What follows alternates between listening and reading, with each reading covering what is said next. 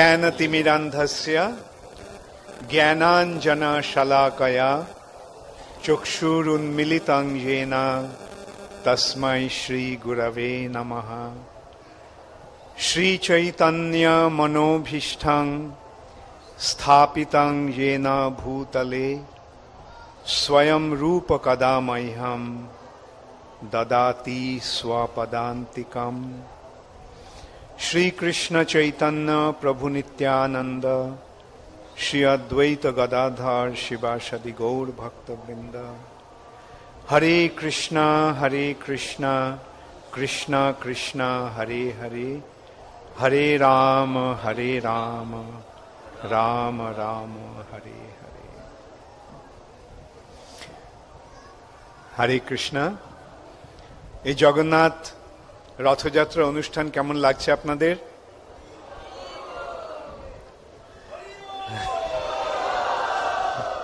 হরিবল মানে খুব ভালো লাগছে। আচ্ছা, জগন্নাথ কে? এই জগন্নাথ যেই গৌর, সেই কৃষ্ণ, সেই জগন্নাথ। কৃষ্ণই হচ্ছেন জগন্নাথ, আর সেই কৃষ্ণই এসেছেন শ্রীকৃষ্ণ চৈতন্য মহাপ্রভু রূপে। এটা কার কার জানা আছে? খুব ভালো। তাহলে এখন প্রশ্ন ওঠে, তো কৃষ্ণকে তো একরকম দেখতে, তাহলে জগন্নাথের এই রূপটা কেন এরকম? কৃষ্ণ, জগন্নাথ যদি কৃষ্ণ হয় তাহলে জগন্নাথ কেন এই রকম ভাবে আছে? এই জগন্নাথ কৃষ্ণ কিভাবে বা কেন এই রূপ পরিগ্রহ করলেন সেটা কার কার জানা আছে? আচ্ছা, কার কার জানা নেই? কে কে জানতে চান? যাদের জানা আছে তারাও জানতে চান? হ্যাঁ, আচ্ছা। এই সম্পর্কে স্কন্দ পুরাণে বর্ণনা রয়েছে। হ্যাঁ, সেই বর্ণনা, এই বর্ণনা আমরা সাধারণত তিনটি উৎস থেকে আমরা পাই। একটা হচ্ছে স্কন্দ পুরাণ, একটি হচ্ছে চৈতন্য চরিতামৃত, আরেকটি হচ্ছে আমাদের পরমারাধ্যতম পরম গুরুদেব শ্রীল ভক্তি সিদ্ধান্ত সরস্বতী ঠাকুরের বর্ণনা। যাক, তিনটে তো একসঙ্গে বলা যাবে না, আমি দেখছি কতটুকু বলা যায়। এমনিতে আমি শুনলাম যে প্রোগ্রাম আধ ঘন্টা পিছিয়ে আছে, তো আধ ঘন্টা পিছিয়ে আছে, তো আমি যদি আরো দেরি করিয়ে দিই তাহলে তো আরো দেরি হয়ে যাবে। তা আমি চেষ্টা করব আধ ঘন্টার মধ্যে যে পিছিয়ে আছে আমি আর বেশি সময় নেব না, তার মধ্যেই আমি যতটুকু পারি বলে নেব। স্কন্দ পুরাণের বর্ণনা হচ্ছে, অবন্তী নগরীতে সত্যযুগে মহারাজ ইন্দ্রদ্যুম্ন নামে এক রাজা ছিলেন। তিনি যদিও রাজা, তিনি মহান ভগবত ভক্ত এবং তিনি ভগবানের দর্শনের জন্য অত্যন্ত ব্যাকুল হয়ে উঠেছেন। এখন সত্যযুগে ভগবানকে দর্শন কিভাবে হয় কার কার জানা আছে? সত্যযুগে ভগবানের দর্শন কিভাবে হয়? সত্যযুগে ভগবানের দর্শন কি মন্দিরে দর্শন হয়? হয়। তাহলে সত্যযুগে কিভাবে দর্শন হয়? সত্যযুগে ধ্যানের মাধ্যমে হৃদয়ে ভগবানকে দর্শন হয়। এখন সেই হৃদয়ে ধ্যানের মাধ্যমে, সত্যযুগে যুগধর্ম কি? ধ্যান। সেই ধ্যানের মাধ্যমে হৃদয়ে ভগবানকে দর্শন করার যে পদ্ধতি বা প্রক্রিয়া, সেটা অত্যন্ত সময় সাপেক্ষ। দীর্ঘকাল, মানে হাজার হাজার বছর এইভাবে ধ্যান করার মাধ্যমে অবশেষে ভগবানের কৃপার প্রভাবে হৃদয়ে ভগবানকে দর্শন সম্ভব হয়। তো ইন্দ্রদ্যুম্ন মহারাজের পক্ষে তার রাজ্য ছেড়ে ধ্যানের মাধ্যমে ভগবানকে দর্শন করা সম্ভব নয়। মন্ত্রীরা কিছুতেই তাকে রাজ্য ছেড়ে চলে যেতে দিচ্ছেন না। এদিকে রাজা ব্যাকুল হয়ে উঠেছেন ভগবানকে দর্শন করার জন্য। তখন একদিন এক তৈত্থিক ব্রাহ্মণ, মানে যে ব্রাহ্মণ তীর্থে তীর্থে ভ্রমণ করে বেড়ান, সেই এক ব্রাহ্মণ রাজসভায় এসে ঘোষণা করলেন যে নীলাদ্রি পর্বত, যা লবণ সমুদ্রের তীরে অবস্থিত, লবণ সমুদ্রের তীরে নীলাদ্রি পর্বতে নীলমাধব রূপে ভগবান বিরাজ করছেন। কিন্তু সেই নীলাদ্রি পর্বত কোথায় এবং সে সম্বন্ধে জানার আগেই সেই ব্রাহ্মণটি ওখান থেকে অন্তর্হিত হয়ে গেলেন, সেই ব্রাহ্মণকে দেখা গেল না। তখন কি করা যায়? তখন রাজা ঠিক করলেন, বিভিন্ন ব্রাহ্মণদের বিভিন্ন দিকে পাঠালেন সেই নীলাদ্রি পর্বতে নীলমাধব কোথায় আছে তা খুঁজে পার করার জন্য। তো কিছুকাল অনুসন্ধানের পরে সমস্ত ব্রাহ্মণেরা ফিরে এসেছে। কেবল ফিরে এলো না রাজপুরোহিত বিদ্যাপতি।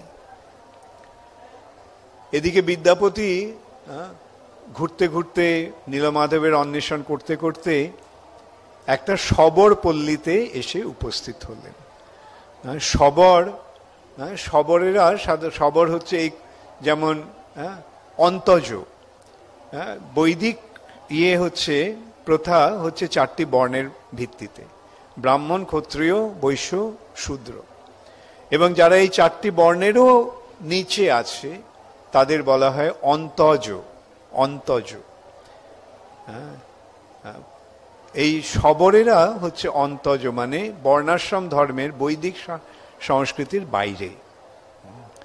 এরকম যাদেরকে আমরা সাধারণত বলা হয় নিচ জাতি ইত্যাদি। যাই হোক, কিরাট, পুলিন্দ্র, পুলক্ক, পুক্কষা, অন্ধ্র, আভির, পিলান্দ, পুক্কষা, এরকম শবরেরা হচ্ছে অন্তজ।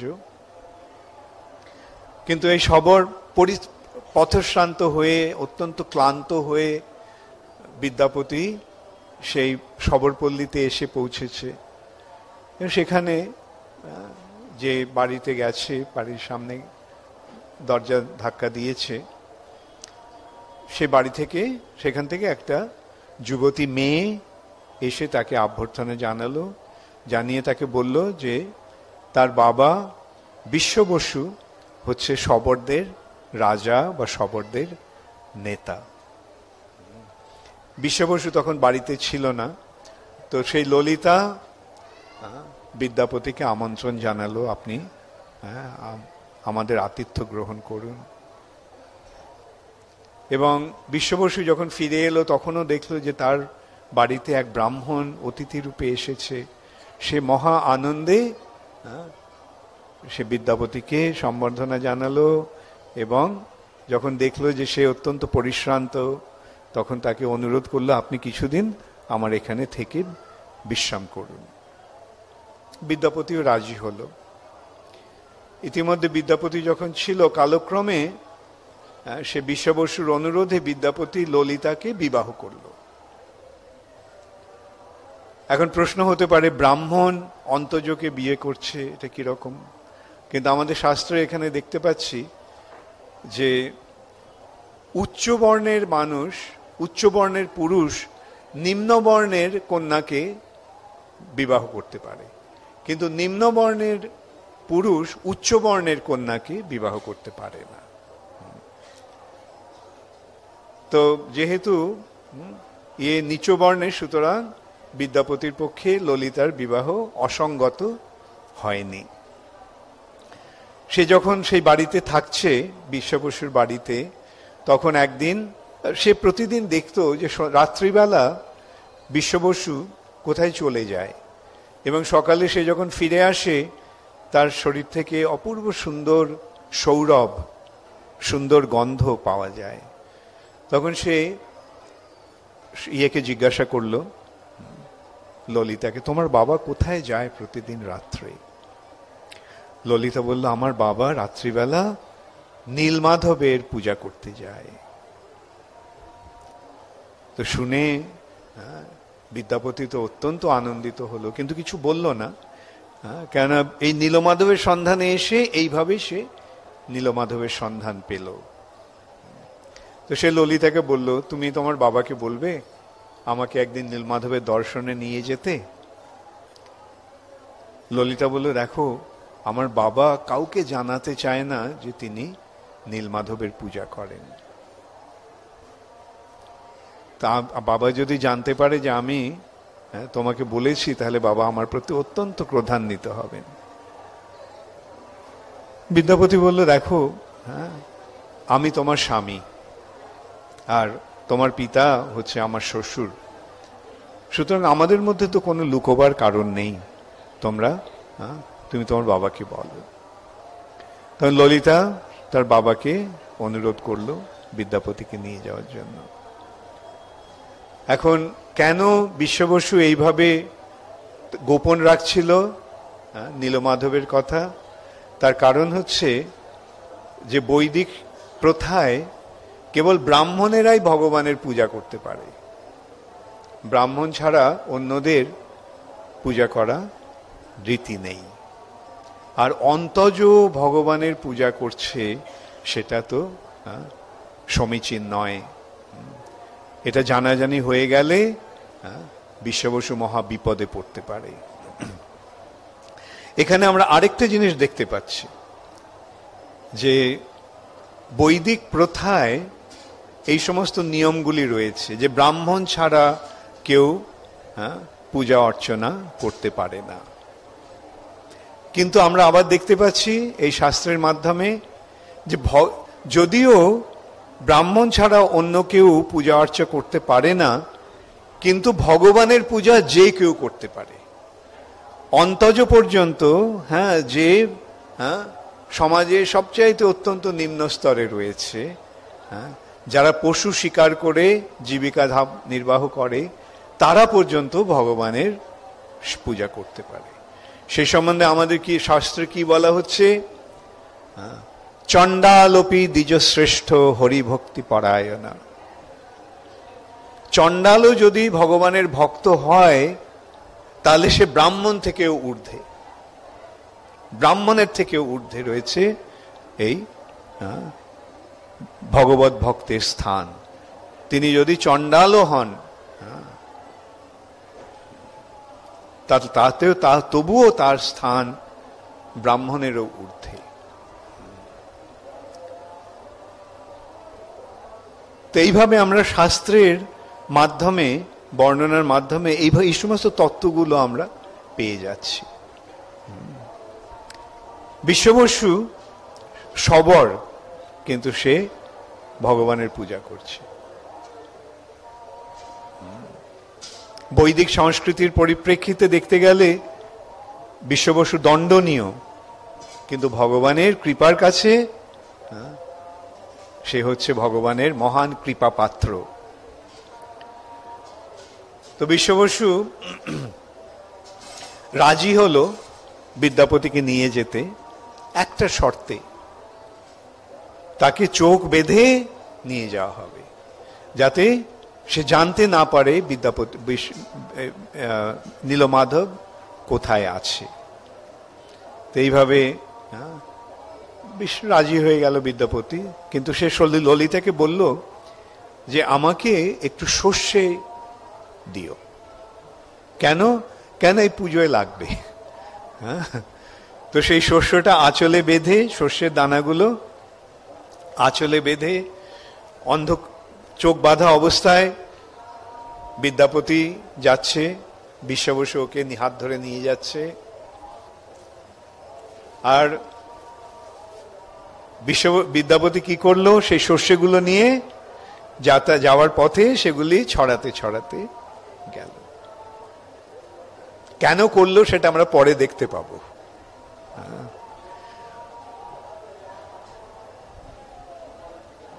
সেখানে গিয়ে বিদ্যাপতি নীলমাধবের দর্শন করলো,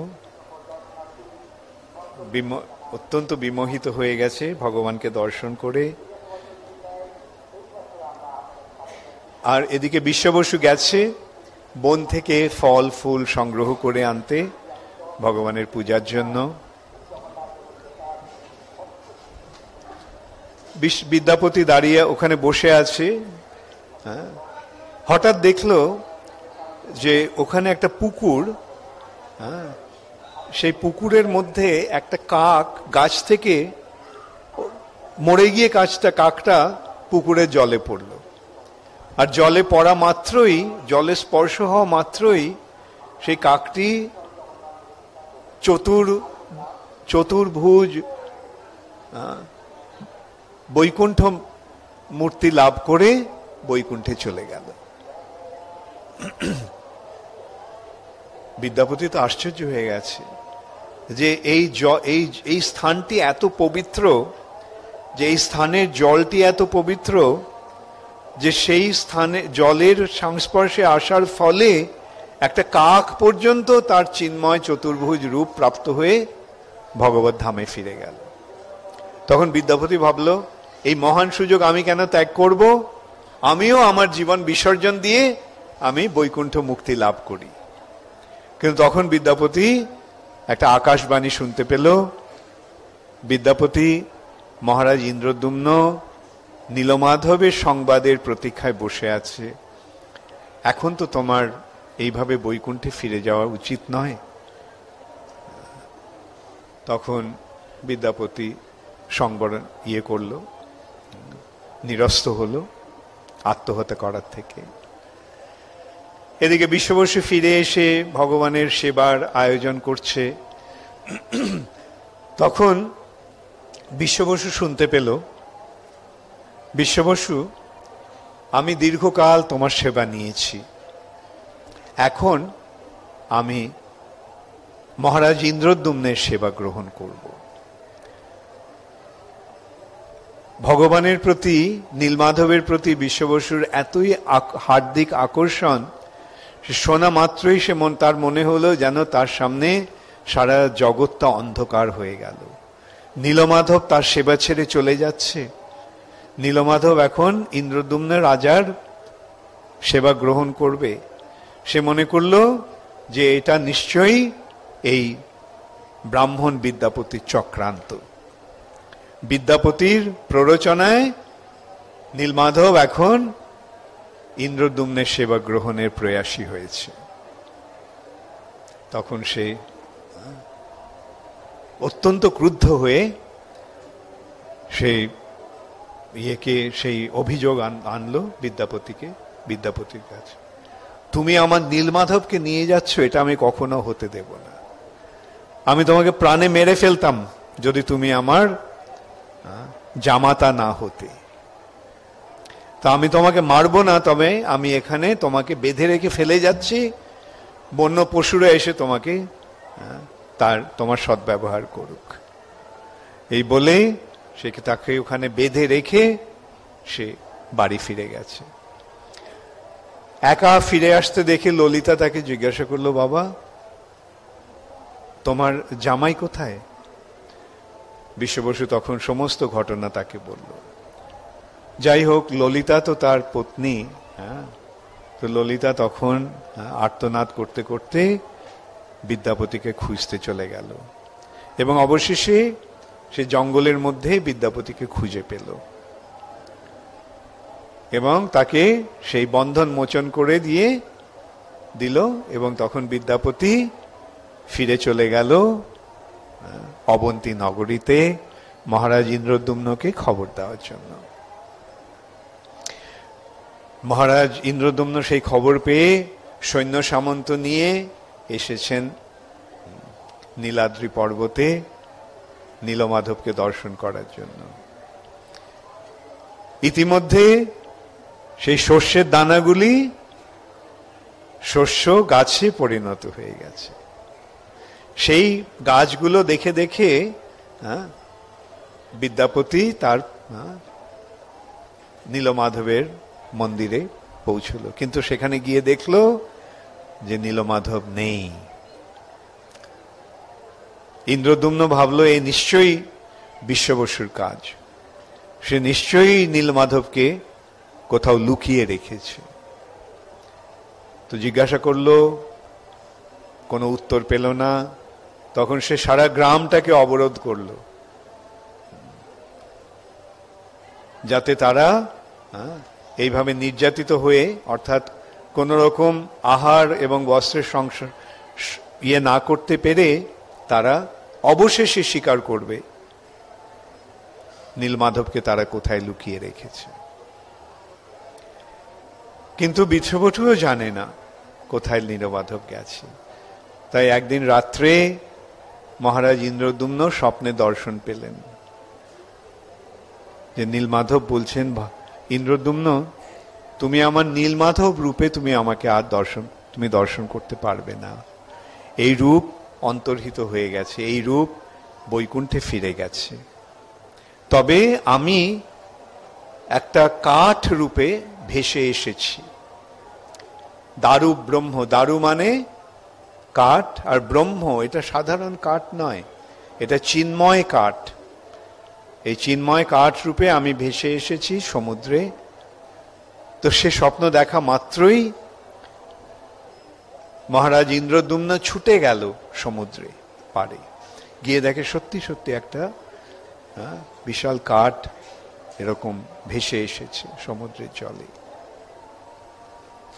তো সেটা সে ওঠাবার চেষ্টা করলো, একা তো ওঠাতে পারলোই না, অনেককে ডাকলো, তারাও তাদের সাহায্য নিয়ে ওঠানো গেল না।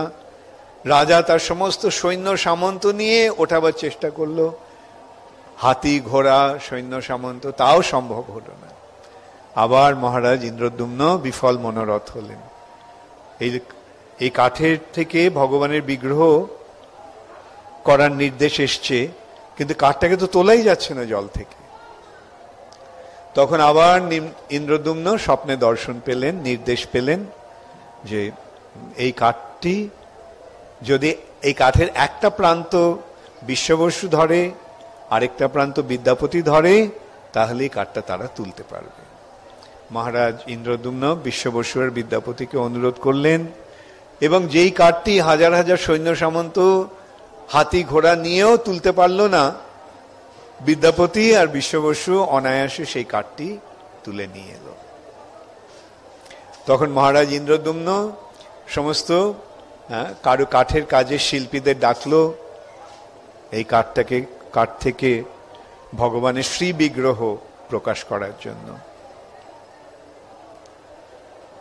কিন্তু সেই সমস্ত শিল্পীরা যেইমাত্র তাদের যন্ত্র, এই বাটুলি, হাতুড়ি, বাটাল,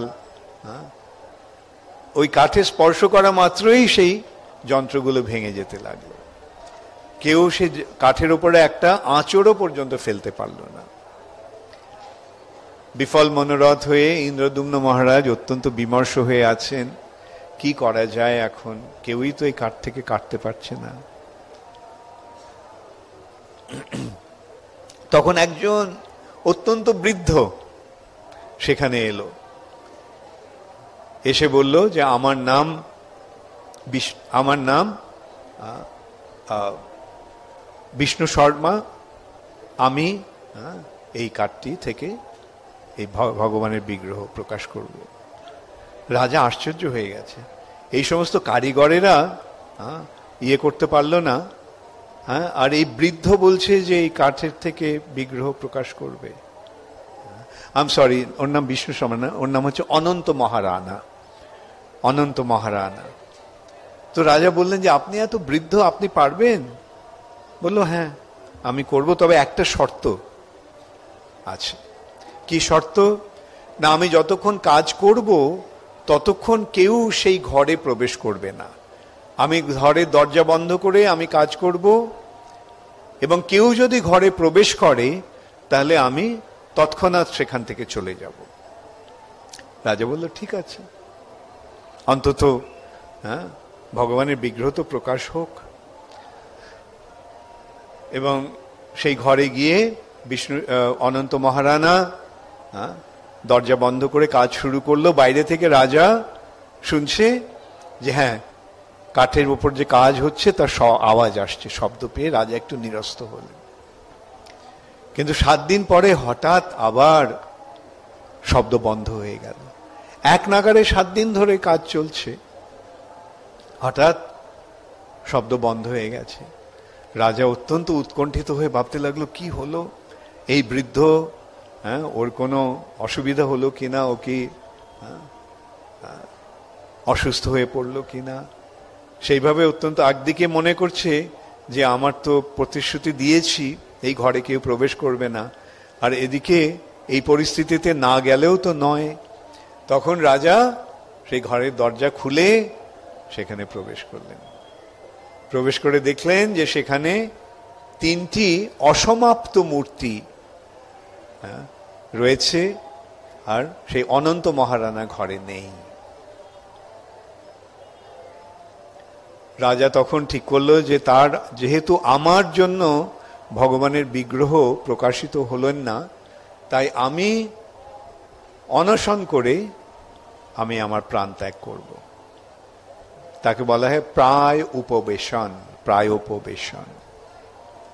তো রাজা প্রায় উপবেশনে বসে আছেন, অন্ন জল কিচ্ছু গ্রহণ করছেন না। এইভাবে তিনি তার দেহ ত্যাগ করবেন। 3 দিন পরে রাজা স্বপ্নে দেখলেন যে ভগবান তাকে বললেন, স্বপ্নে নির্দেশ দিলেন, ইন্দ্রদ্যুম্ন, এটা আমার অসম্পূর্ণ রূপ নয়, এটা মনে করো না যে এটা আমার এই রূপটি অসম্পূর্ণ। এই রূপে আমি বৈকুণ্ঠে নিত্য বিরাজমান, এটি আমার নিত্য সচ্চিদানন্দ বিগ্রহ। তুমি এই রূপেই আমাকে পূজা করো, এই রূপেই আমাকে স্থাপন করে আমার আরাধনা করো। তখন ইন্দ্রদ্যুম্ন সেই আয়োজন করলেন।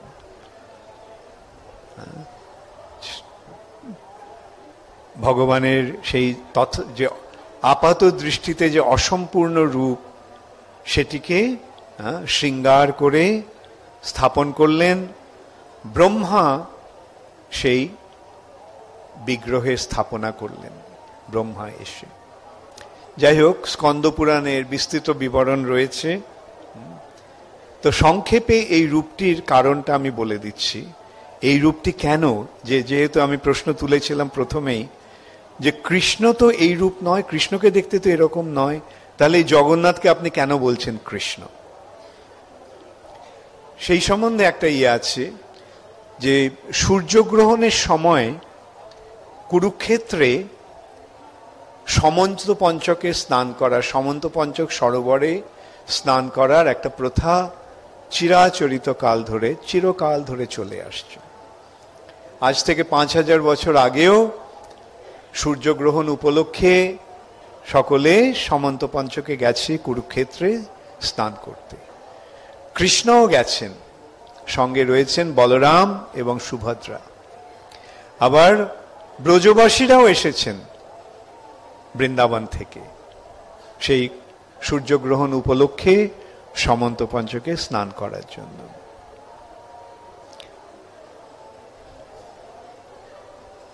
সূর্যগ্রহণ হয়ে গেছে, সমন্ত পঞ্চকে স্নান হয়ে গেছে। পরের দিন যখন সকলে যাওয়ার উদ্যোগ করছে, ব্রজবাসীরা তখন শুনতে পেল যে কৃষ্ণ কুরুক্ষেত্রে এসেছে। শোনা মাত্রই তো তারা কৃষ্ণকে দর্শন করার জন্য ছুটে গেলেন। 100 বছর ধরে তারা কৃষ্ণকে দর্শন করেননি।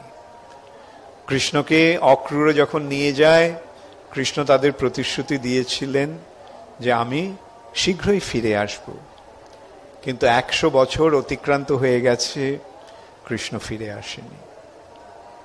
তখন যে ব্রজবাসীদের কি অবস্থা হয়েছিল তার বর্ণনা আমাদের শাস্ত্রে রয়েছে, বিশেষ করে শ্রীমদ্ ভাগবতে খুব সুন্দরভাবে রয়েছে। সে সম্বন্ধে বলা হচ্ছে যে ব্রজ গোপিকারা তারা নিমেষ মাত্র কৃষ্ণের অদর্শন সহ্য করতে পারত না। যে নিমেষ মানে চোখের যখন পলক পড়ে, এই যে ক্ষণিকের জন্য যে কৃষ্ণকে দর্শন করতে পাচ্ছেন না, সেই জন্য তারা ব্রহ্মাকে তিরস্কার করেছিলেন যে তুমি কি একটা শরীর তৈরি করেছো যেই শরীরে পলক পড়ে, আর সেই পলক পড়ার জন্য আমরা কৃষ্ণকে দেখতে পাই না সেই ক্ষণিকের জন্য। সেই গোপিকারা 100 বছর কৃষ্ণের দর্শন পায়নি। তাই তারা যখন শুনতে পেলেন যে কৃষ্ণ এসেছেন কুরুক্ষেত্রে, তখন তাদের যে কি অবস্থা হয়েছিল সেটা আমরা সহজেই অনুমান করতে পারি। তারা ছুটে গেছেন কৃষ্ণকে দর্শন করার জন্য।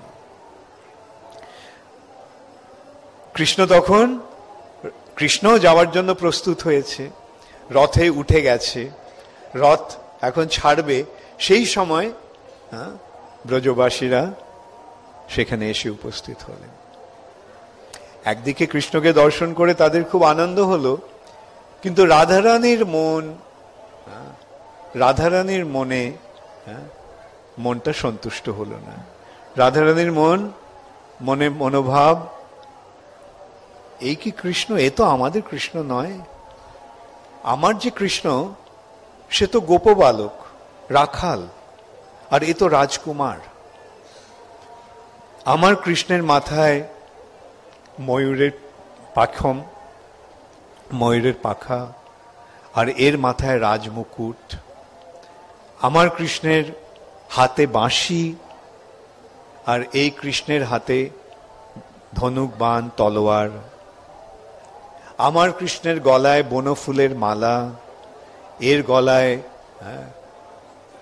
কণ্ঠহার। আমার কৃষ্ণের পরনে পীতবাস, কিন্তু এর পরনে রাজপোশাক। আমার কৃষ্ণের সঙ্গে যখন আমার মিলন হতো সেই অপূর্ব সুন্দর স্নিগ্ধ পরিবেশে, বৃন্দাবনের যমুনার তীরে, যেখানে যেই ইয়েটি কৃষ্ণের মধুর মুরলীর পঞ্চম জুষে উদ্ভাসিত, আর এখানে এত কোলাহল, চারদিকে রাজপুরুষেরা, তাদের অস্ত্রশস্ত্রের ঝনঝনি হচ্ছে, হাতি ঘোড়াদের রেশারব হচ্ছে। রাধারানীর মন ভরল না। রাধারানী যেন বিফল মনোরথ হয়েছেন। সেটা দেখে ব্রজবাসীরা তখন কি করলেন? ভাবলেন যে এখানে কৃষ্ণের দর্শন, এখানে কৃষ্ণের সঙ্গে রাধারানীর মিলন সমীচীন হবে না।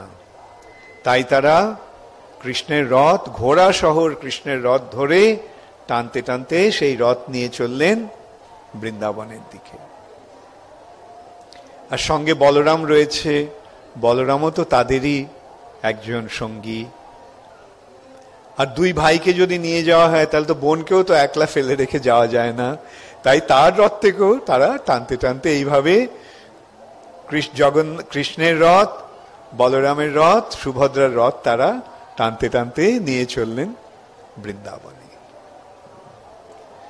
সেই বৃন্দাবনে রাধারানীর সঙ্গে কৃষ্ণের মিলন ঘটানোর জন্য।